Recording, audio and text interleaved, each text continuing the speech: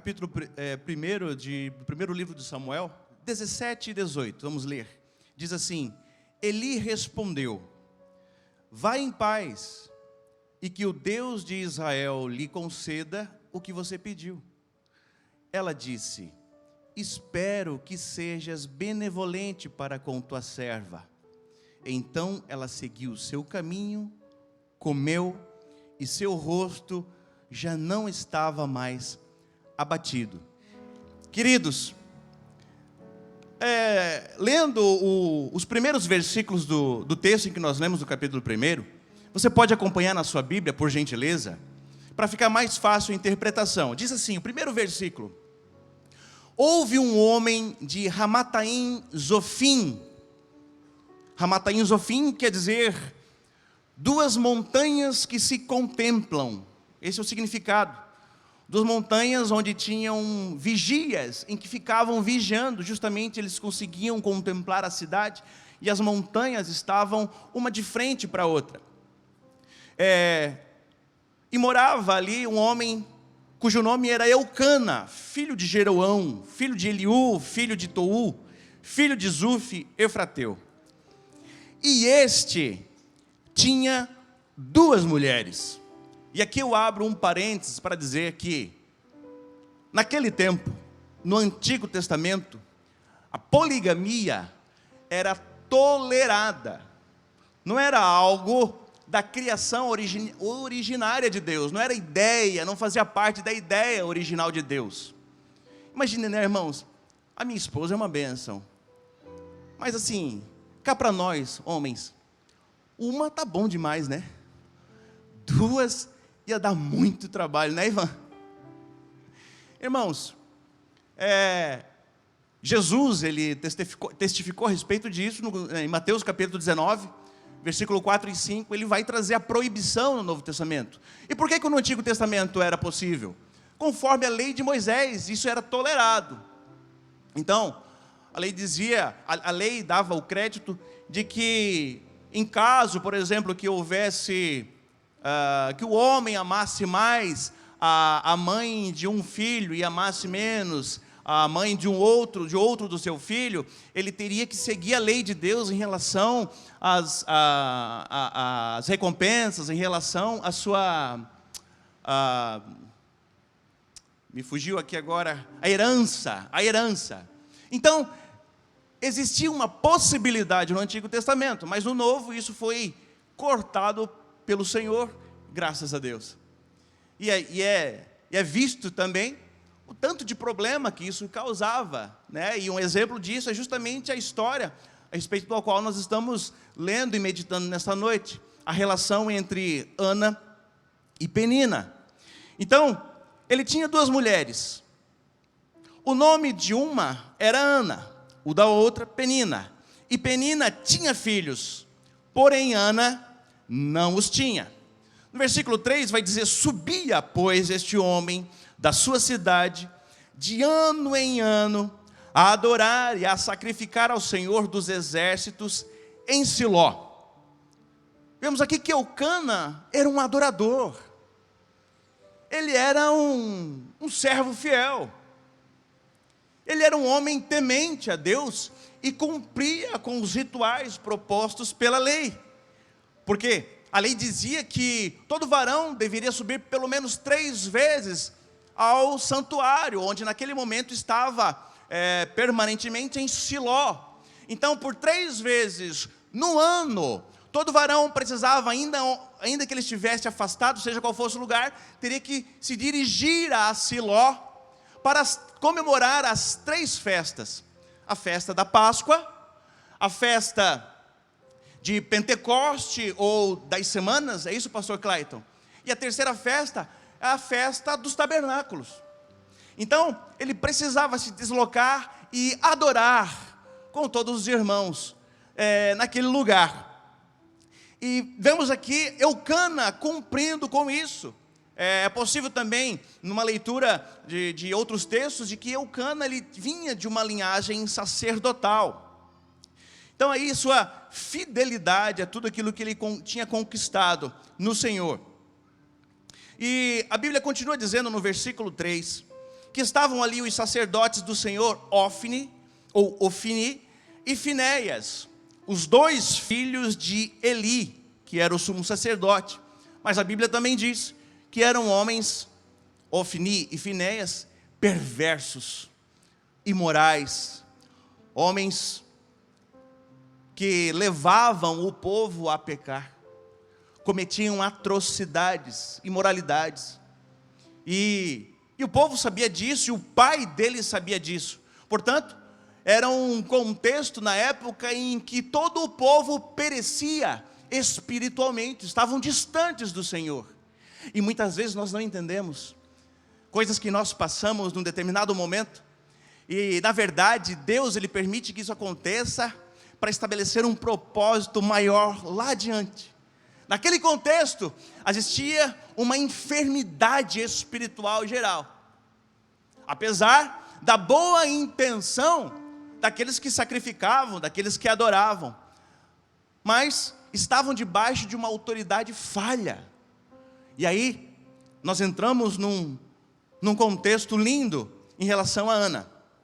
Na continuação dos versículos, o versículo 4 diz: E sucedeu que no dia em que Eucana sacrificava, dava ele porções a Penina, sua mulher, e a todos os seus filhos, e a todas as suas filhas. Versículo 5.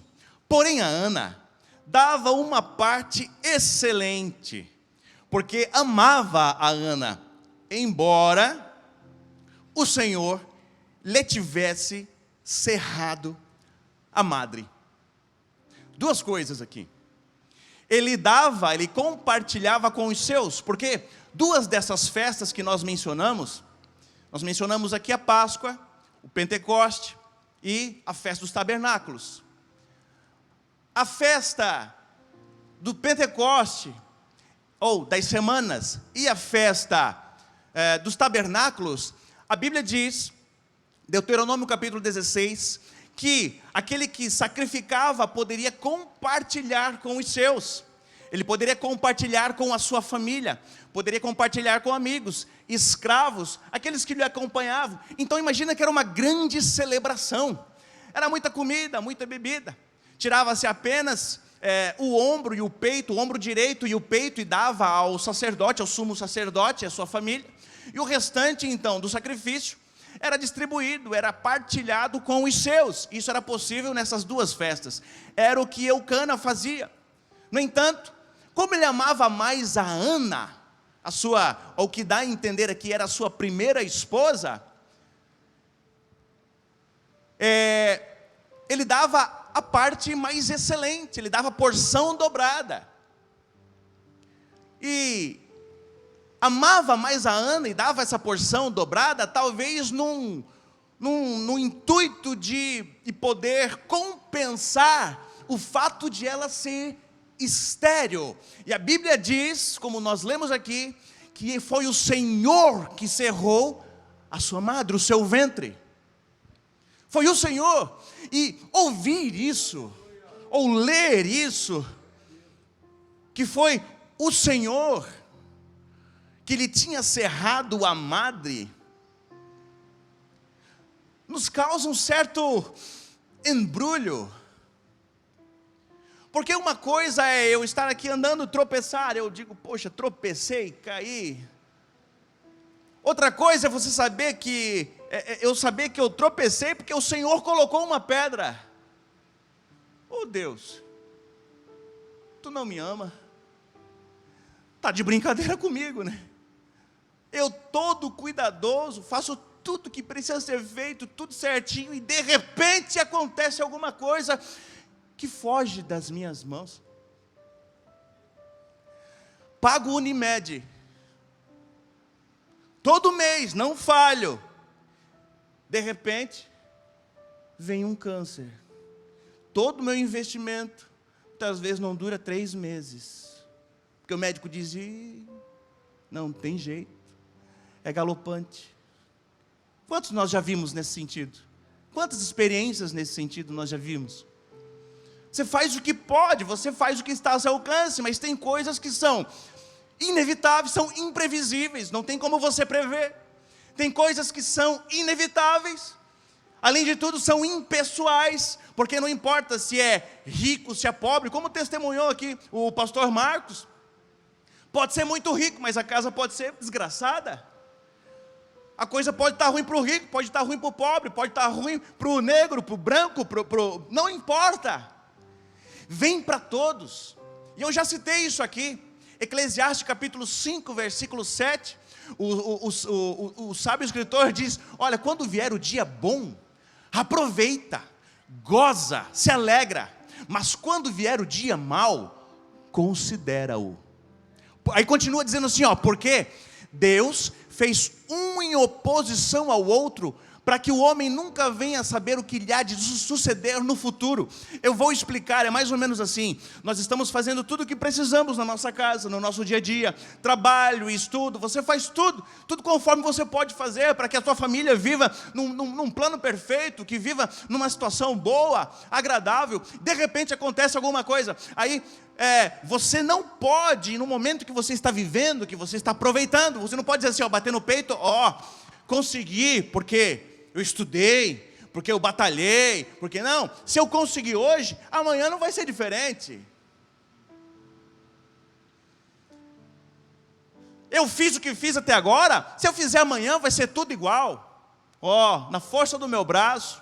E aí o escritor está dizendo assim, cuidado, hoje é um dia bom, mas Deus fez o outro dia que pode ser mau. Para quê? Para que você cresça, para que você não venha se vangloriar nas coisas que você faz, para que você possa acreditar a Deus, tudo. E aí não importa, e é difícil, né, irmãos? A gente canta aqui, mas é difícil, tem hino que é difícil a gente cantar. Te louvarei, não importam as circunstâncias. É difícil, irmão. E mais perto quero estar, 100 anos da harpa cristã. E se nós vamos cantar aqui 187, é 187 da harpa? É 187. Mais perto quero estar, meu Deus, de ti, ainda que seja do... Me ajuda, tecladista. E meu... Pode ser. Mais perto quero estar, meu Deus, de ti. E agora? Ainda que seja... Será que é verdade? Será que é verdade? Ainda que doa, Senhor, ainda que doa. Eu me lembro de um retiro que nós participamos certa feita, e daí nós começamos a cantar aquele hino. Eu quero ser, Senhor amado, como um vaso nas mãos do oleiro. Aí a letra origina assim, quebra a minha vida. Aí, a que muitos conhecem aqui, a irmã Zenate de Oliveira, estava presente no retiro, ela disse, essa parte do hino eu não canto. Essa parte do hino, quebra a minha vida, falando para Deus isso, quebra a minha vida e me faça de novo, ela disse, eu não canto. Mas por que, irmã Zenate, que a senhora não canta? Ela disse, porque eu já fui quebrada pelo Senhor, e eu sei o quanto dói. Claro, irmãos, porque o texto em Jeremias capítulo 18, versículo 3, você pode conferir, não diz que o vaso foi quebrado pelo oleiro. Não, a Bíblia diz que o vaso, aqui tem um pronome reflexivo, o vaso, pode conferir, o vaso se quebrou nas mãos do oleiro, é diferente. Quando vem o dia mau, quando vem a circunstância ruim, eu preciso pegar isso, ir aos pés do Senhor e eu me quebrar. É por isso que eu discordo daquela frase que diz que os humilhados serão exaltados. Mentira! A Bíblia não fala isso. O que a Bíblia vai dizer, o que Jesus vai dizer é que aqueles que se exaltam serão humilhados, e aqueles que se humilham estes serão exaltados. Então veja que há um pronome reflexivo, ou seja, sou eu. E aí não importa o tipo de humilhação que eu tenha na empresa, no colégio, na vizinhança, na família. Ah, você é isso, você fez aquilo outro. Aí alguém vem e diz assim, não, fica tranquilo, os humilhados serão exaltados. Porque ainda que as pessoas possam me criticar, ainda que haja alguma coisa ao meu respeito, eu posso ainda me manter orgulhoso, dizendo assim, não, eu não sou tudo isso não. E aí a gente esquece de colocar Deus em primeiro plano e dizer, não, Senhor, quem sabe? Aí eu aprendo com Davi. Porque Davi, quando está fugindo de Absalão, ele está fugindo de Absalão porque Absalão, um dos seus filhos, queria o trono no lugar do pai. Era um filho rebeliento. E aí Davi, para não ter que lutar com o próprio filho, Davi foge. E vai com ele apenas os seus súditos, ali os seus fiéis escudeiros, o seu general, e está fugindo junto com ele. E enquanto Davi está fugindo do seu próprio filho, no meio do caminho encontra um camarada lá da família de Saul. E quando encontra ele, começa a chincalhar Davi, dizer assim, Davi, você é um homem de sangue, você é um homem mau, você é um assassino, e você é isso e aquilo outro. De repente, irmão, um daqueles generais, um daqueles valentes de Davi, irmãos, a Bíblia diz que um daqueles valentes de Davi era capaz de acertar a metros e metros de distância um fio de cabelo com arco e flecha. Um daqueles pegou da sua espada e disse, pode deixar, Davi, que eu vou dar jeito nisso. Davi diz assim, ei, fica tranquilo, fica quieto, não faz nada. Porque quem sabe Deus não está usando a boca dele para falar verdades a meu respeito. Quem sabe eu não sou esse homem mesmo. Quem sabe eu não fui esse homem, agora Deus está trazendo uma correção para mim, para minha família. Não tem que fazer nada. E quando você continua na leitura e você continua lendo nos Salmos, você vai ver Davi se humilhando na presença do Senhor. No final da guerra, Davi retorna e Simei está aos seus pés pedindo perdão. Então, irmãos, são situações que acontecem na vida da gente e nós não podemos deixar de acreditar tudo ao Senhor. Mas, irmão Maicon, e as respostas? Irmão, Deus vai agir conforme a nossa atitude, a nossa reação. Continue comigo. A Bíblia diz, no versículo 6, e a sua rival excessivamente a provocava para irritar, porque o Senhor lhe tinha cerrado a madre. Qual o problema? Nessa casa havia duas mulheres, uma era amada, mas era estéril. A outra servia apenas para procriar, mas provavelmente desejosa pela atenção de Eucana, usava o fato de ter filhos, um motivo para irritar a Ana. Porque imagina, eu já tenho um problema, não posso ser mãe, Deus quis assim, a natureza me impede, não posso ser mãe. Imagina se fosse hoje, quantos dias das mães, sem poder abraçar uma criança, e hoje, para quem é pai e mãe, não tem explicação, não é verdade? A gente até tenta falar para um solteiro, né, para um recém-casado, a gente tenta falar, compartilhar isso, dizer, você não tem noção do que é ter uma criança de casa, mas não tem como. É igual comida, você só descobre o gosto quando você coloca na boca. Não tem como dizer para você, olha, a maçã tem o gosto assim, assado. Não tem, você precisa experimentar. Ter filhos, eu descobri que é assim, pena que eu descobri tão tarde, e ainda assim Deus ouviu minha oração. Casei tarde, né? Mas eu dizia para Deus, Deus, não me deixa casar depois dos 35, casei com 35. Deus, não me deixa ser pai depois dos 40. Com 40, minha esposa estava grávida. Amém, Deus ouviu a minha oração. É algo maravilhoso, é indescritível, é uma bênção. Sim, tem trabalho, mas olha que interessante, por que os homens eram tão preocupados em ter filhos? Ana provavelmente, sendo a sua primeira esposa, era estéril, mas ele tinha uma preocupação, porque ter filhos naquele tempo era sinônimo de bênção. Hoje a gente está preocupado assim, ó, meu Deus, não, mas para eu ter filho, eu tenho que ter isso primeiro, eu tenho que me formar, não, claro, eu tenho que casar, eu tenho que me formar, aí eu tenho que primeiro ter uma casa, não, mas tem que estar quitado, não, pelo menos os móveis, não, mas eu quero fazer uma viagem, eu quero fazer isso, mais aquilo outro, não, eu quero, e daí o tempo vai passando como se você fosse dono da sua vida. Eu não sei se aqui eu estou falando com alguém, não é nada pessoal,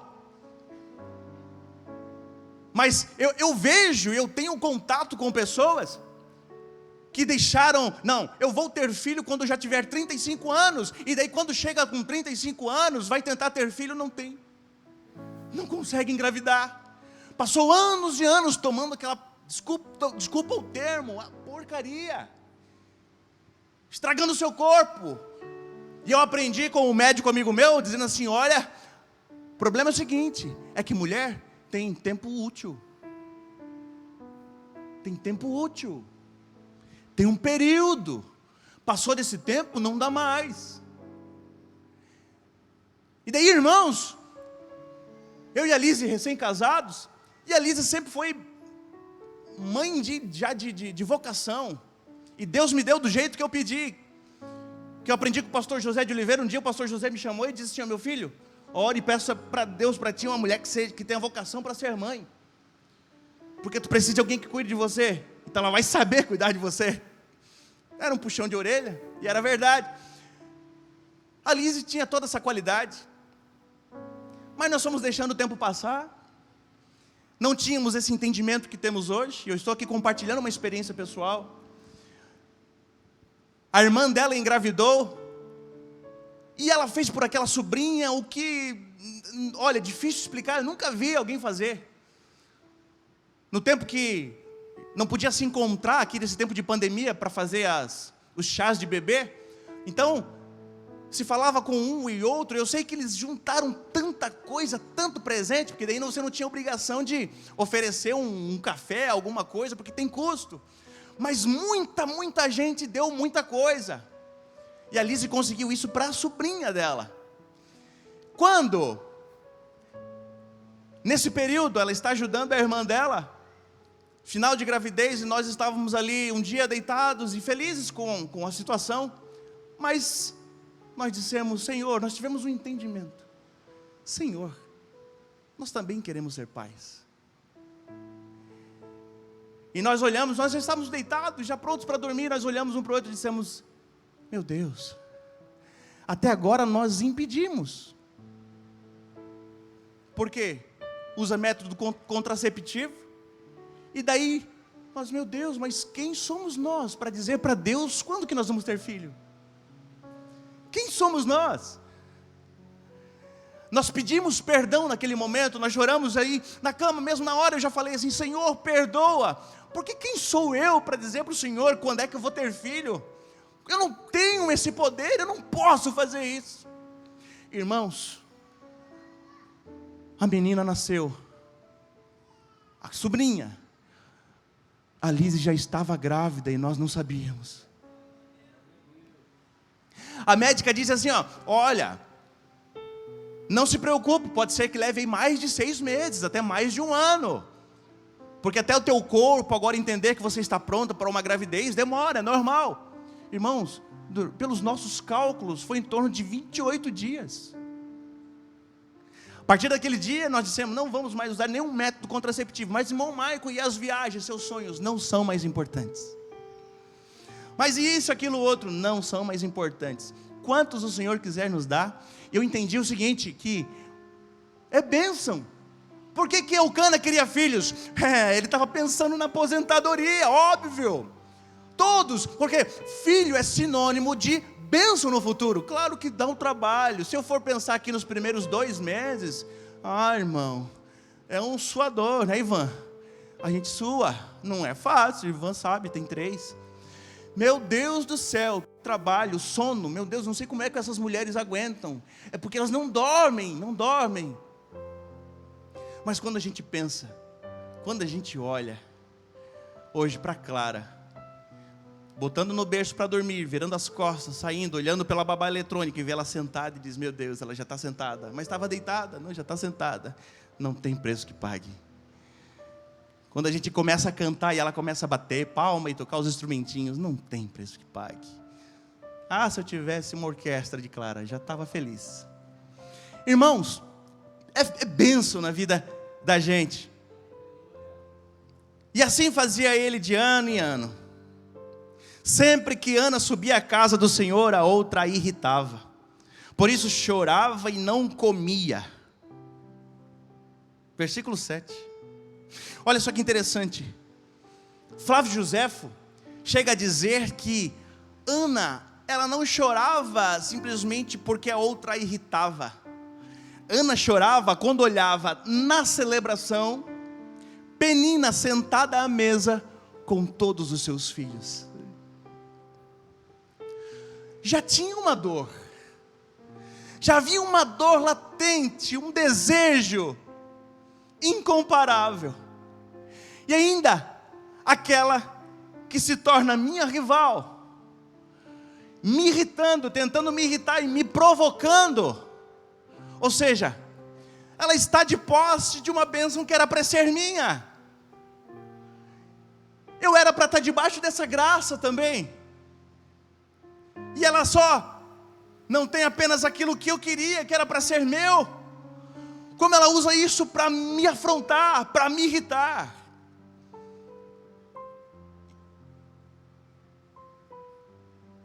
É mais ou menos Saul.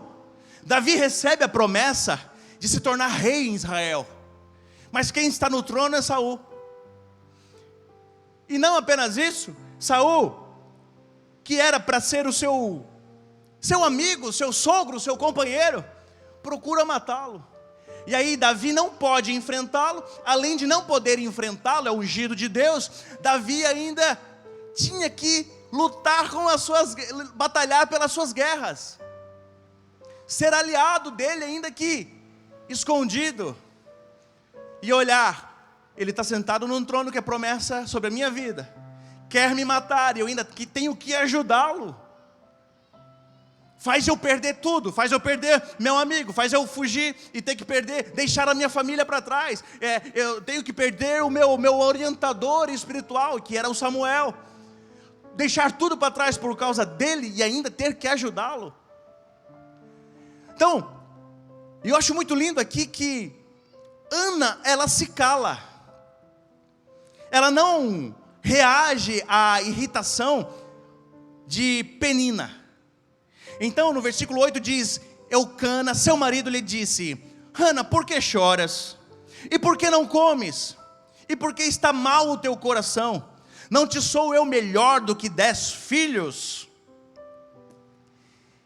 Meu Deus, não bastasse o meu problema natural, eu ainda tenho uma mulher no meu encalço, me irritando, tentando tirar a minha paz, brincando com o meu problema, e além disso, o meu marido não me compreende. Porque a verdade é essa, irmão, é que nós homens temos uma certa dificuldade de compreender as mulheres. É ou não é? É difícil de dar amém, mas essa é uma verdade. Nós temos bastante dificuldade, eu sei. Dificuldade em lidar com os sentimentos dela. Ela está irritada e você diz: mas por que você está irritada? Ela não quer que você pergunte por que ela está irritada. Tem horas que você não pode fazer pergunta nenhuma, né? Pastor Marlon, especialista ali com os casais, você não pode fazer pergunta nenhuma.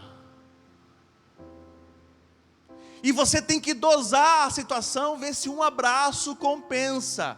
Porque pode ter o dia que ela vai dizer: nem me toca, nem abraça.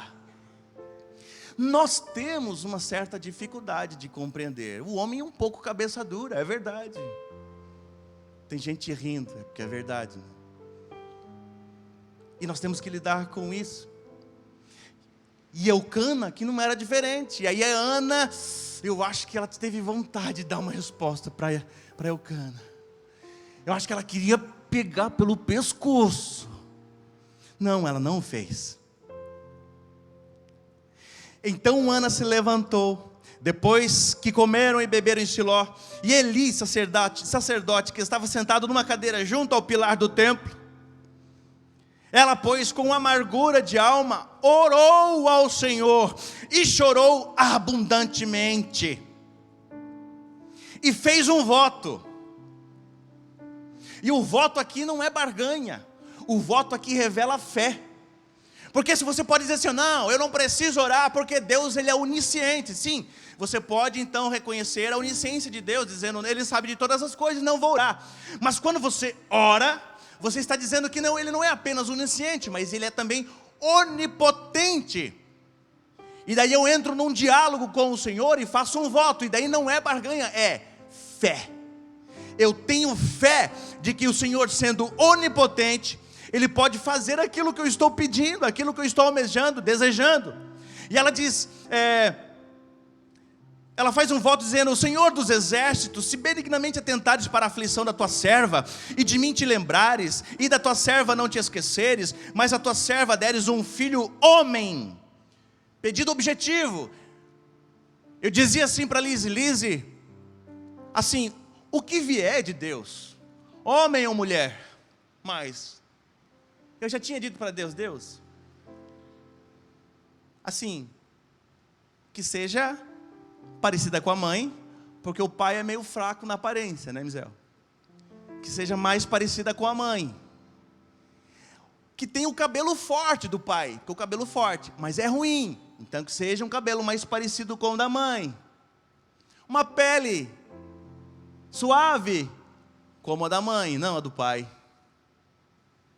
Eu fui colocando detalhes. Irmãos, olha para Clara.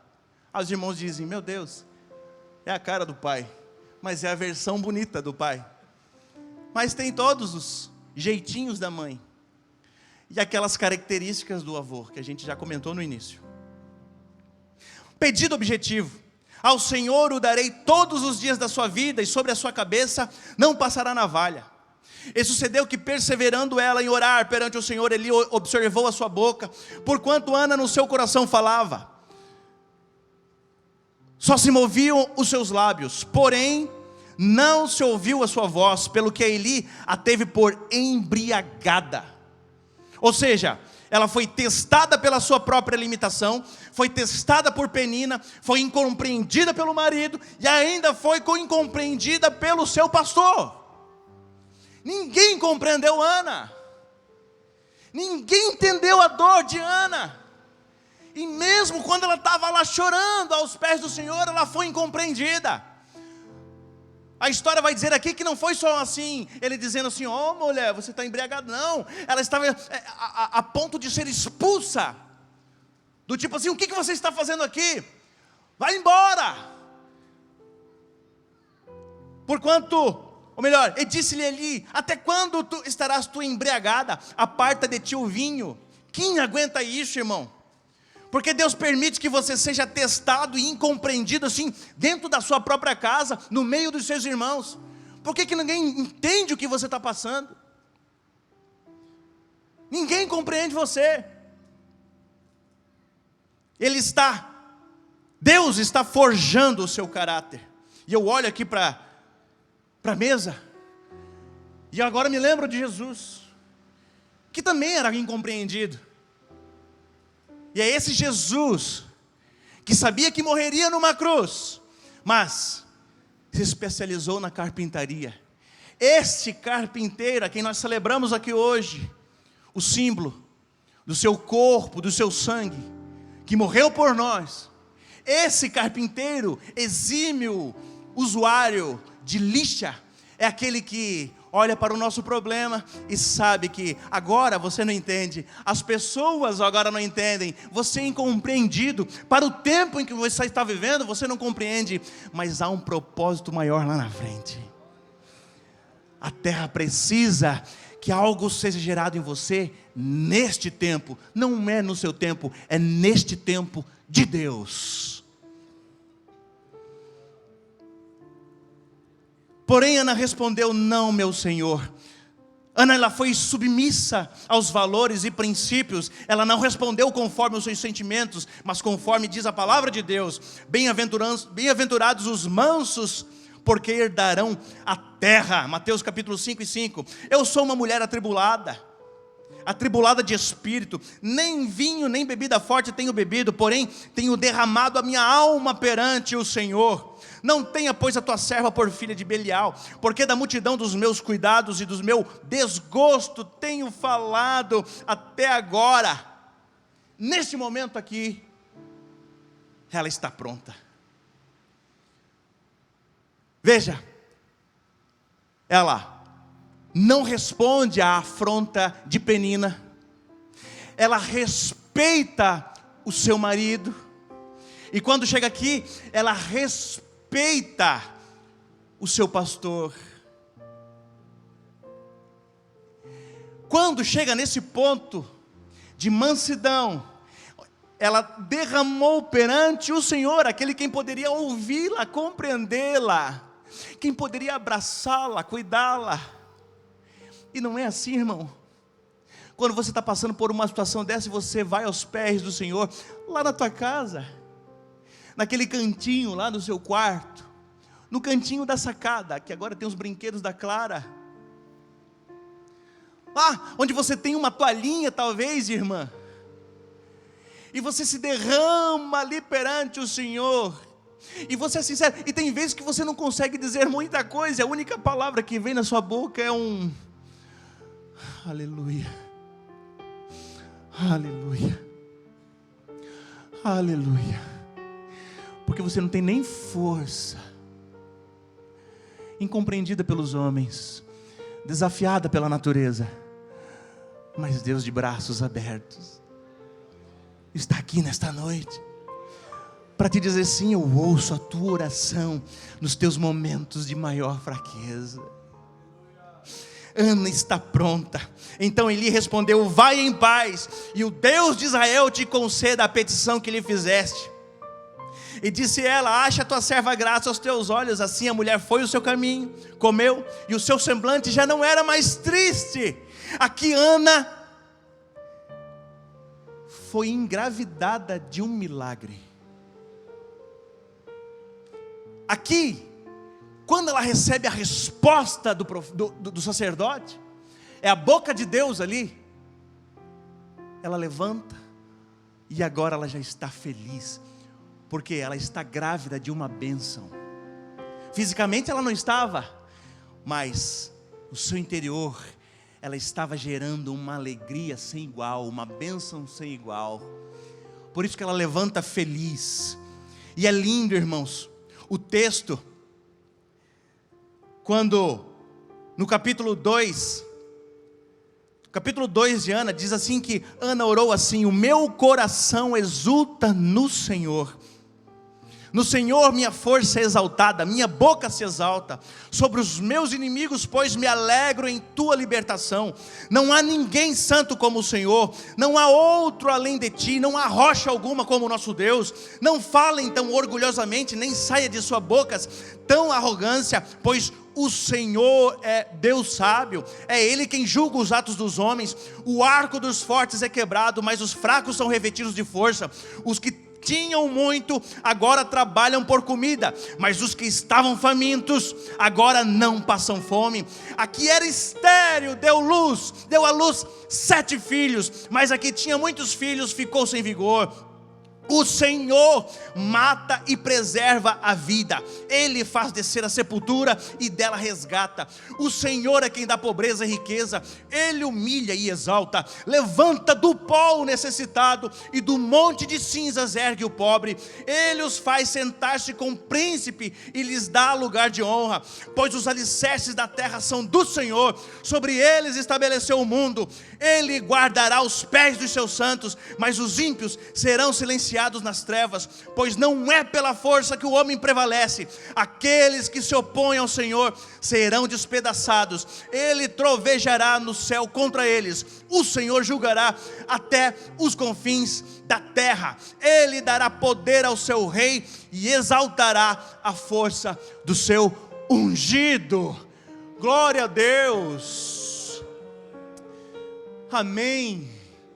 Irmãos, soberania de Deus, coloca nas mãos do Senhor. Ele tem todo o poder nos céus e na terra, e sabe aquilo que nós precisamos. Se você tem coragem, faça o voto. Coloque diante dele. Tenho certeza que, se você fizer isso em adoração, Deus vai te responder. Amém? Irmãos,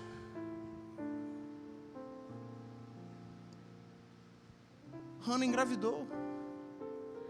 E não foi mãe de apenas Samuel, como diz o texto aqui, na sequência, versículo 19 e 20. Mas, ainda no capítulo 2, vai dizer que ela teve muitos filhos. Versículo 26. E o menino Samuel continuava a crescer, sendo cada vez mais estimado pelo Senhor e pelo povo.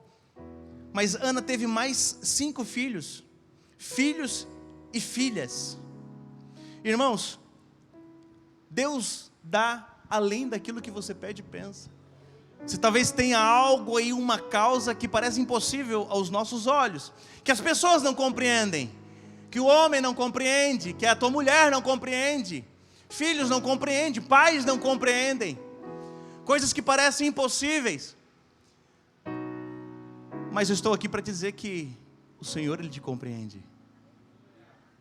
Eu me lembro que eu passava por uma situação muito delicada, e uma prima minha estava estudando lá no CTMDT, Diante do Trono, em Belo Horizonte, junto com o meu irmão Jairinho.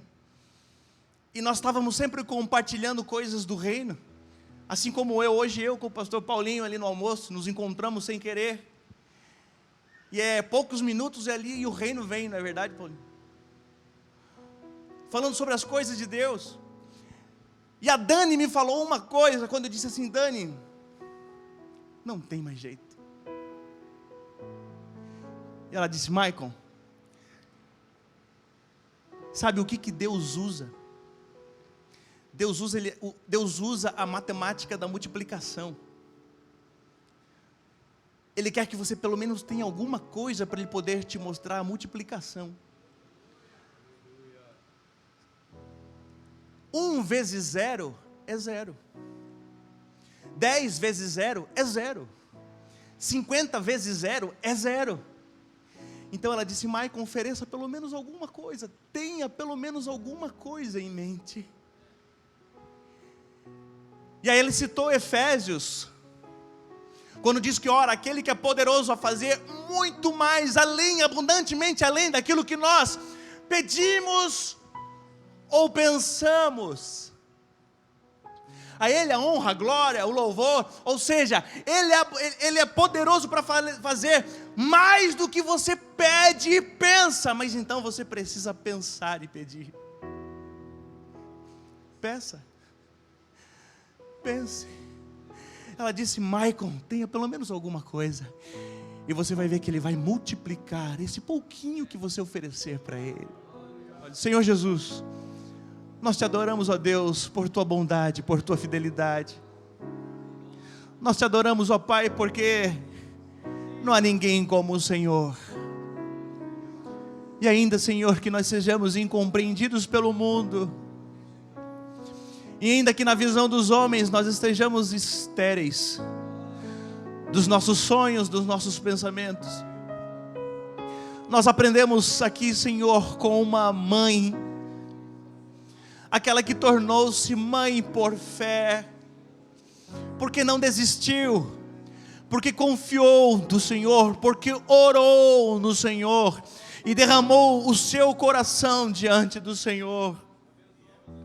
Deus, e nós aprendemos também que com o salmista Davi no Salmo 51, que é um coração contrito e quebrantado, o Senhor não despreza. Deus, nesta noite nós derramamos o nosso coração, derramamos a nossa alma perante o Senhor, e dizemos: Senhor, só o Senhor pode fazer por mim aquilo que ninguém pode fazer. Deus, olha para o meu interior, olha para a minha necessidade. Eu sou apenas um homem, lembra-te de que eu sou pó. Eu sou tão pequeno e tão falho diante da tua grandeza, do teu poder, da tua santidade. Deus, perdoa os meus erros, as minhas falhas, e por tua graça, misericórdia e bondade, alcança a minha vida. Alcança a vida dos teus filhos que oram assim. Alcança, Senhor, o ministério. Alcança, Senhor, os grupos. Alcança, Senhor, os teus filhos que aqui se encontram. Alcança, Senhor, por bondade e graça, trazendo, Senhor, ó Pai, convicção no Senhor, que o Senhor é poderoso para fazer muito mais além daquilo que nós pedimos ou pensamos, e ainda, Senhor, que tudo esteja contra, Pai, nós confiamos em Ti, ainda que tudo esteja dando errado, nós confiamos em Ti, ainda que o homem diz não vai dar certo, nós continuamos crendo no Senhor, Pai, nós cremos em Ti, nós descansamos em Ti, Tu és o nosso refúgio e fortaleza, o socorro bem presente no dia da angústia. Pai, nós descansamos em Ti. Deus, por Tua fidelidade, nós Te louvamos e Te agradecemos, em nome de Jesus, amém.